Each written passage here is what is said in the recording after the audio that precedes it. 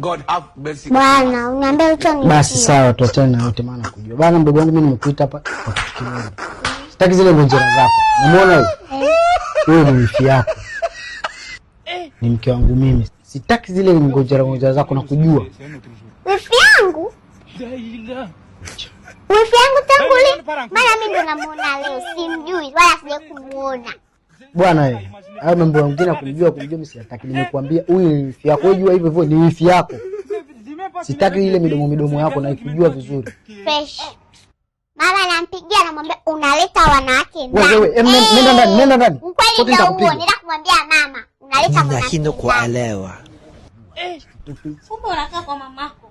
Hamna mpenzi wangu. Nisikilize mama, nisikilize yule mdogo wangu tu bana.